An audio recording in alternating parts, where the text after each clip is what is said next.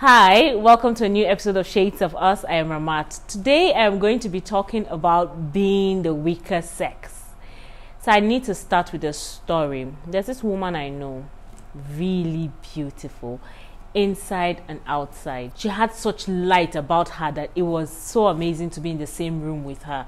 It felt like there was a calming effect to her. Really beautiful woman.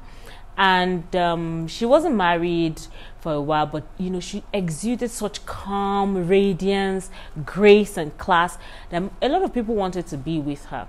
I think a couple of people now did some matchmaking thing because there was this other guy who was really nice, supposedly good, does his due diligence, keeps his head down and things like that. And so they matchmade them. For whatever reason, she agreed to the matchmaking. The courtship wasn't long, and then they got married.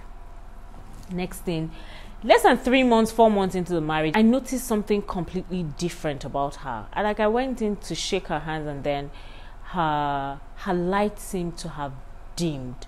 And then I continued to watch her for a while, for almost a year afterwards. And then I saw every day that dimness. There was this dullness to her, like the light was gone. And I was like, what is happening?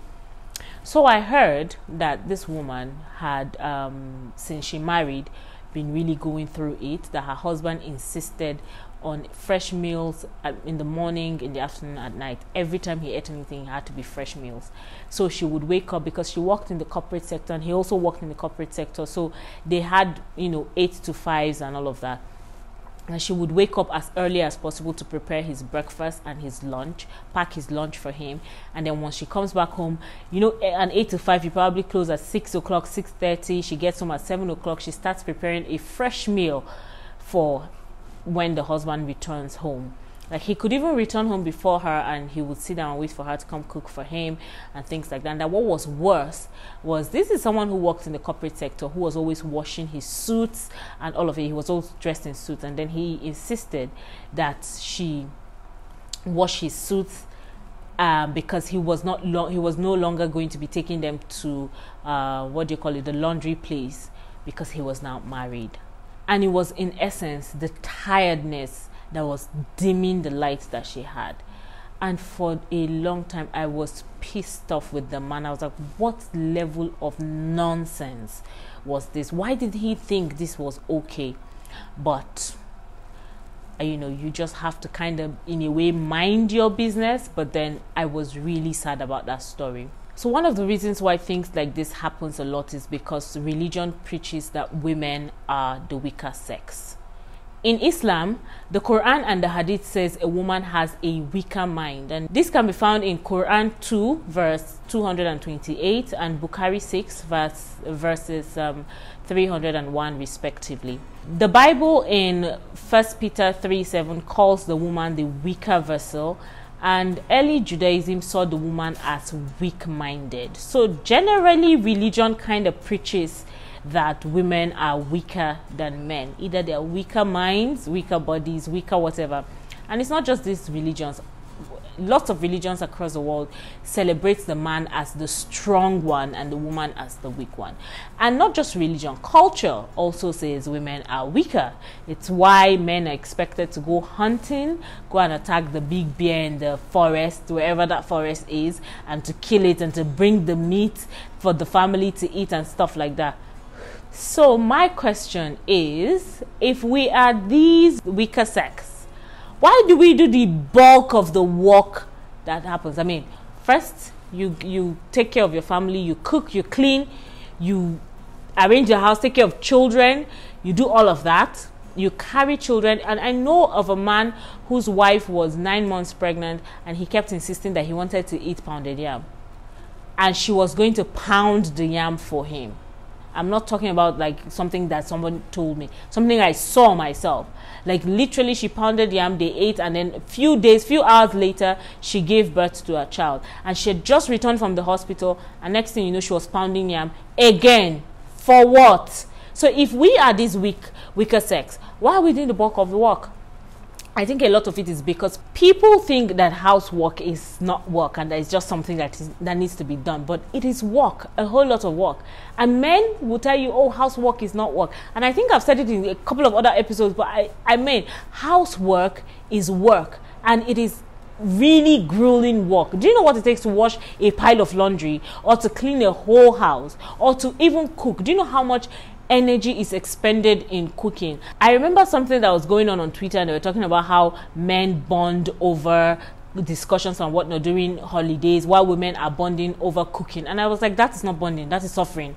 I can tell you for a fact, because I've cooked for a large family. I've cooked for the family when we were at holidays and even on a regular day. And trust me, being slowly roasted inside the kitchen as you're busy cooking food is not a bonding thing. It is not fun. It is stressful work.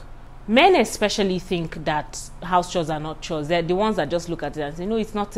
And then once you let them do the house chores, we've seen that on social media, where men are talking about maybe their wife was sick or their wife traveled and they had to do housework and how stressful it was.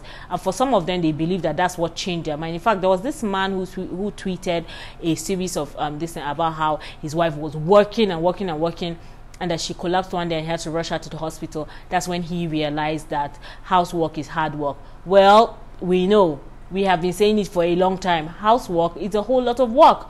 It's not something that we just look at and think it's a small thing. So we do the bulk of the housework, and yet we are said to be the weaker sex. Does that even make any sense? If men are the stronger sex, it makes sense that they should do more work. This is why I'm advocating that men do most of the house chores. You guys are stronger. Because you're stronger, take the pile of laundry and wash it. Go into the kitchen and cook. Take care of the children. Clean. Go out there, do your work, bring the food back. You're stronger, aren't you? Society says a woman is weaker. Religion affirms it. Culture punctuates it, and misogyny in part and patriarchy in whole, at the whole of it, demands that women be viewed as weaker than men. So why do we contradict ourselves if we think that women are weaker and insist that women do the stronger jobs? I personally believe that women are the superior sex. And yes, that is bias. That may be crazy. Okay, so I'm joking.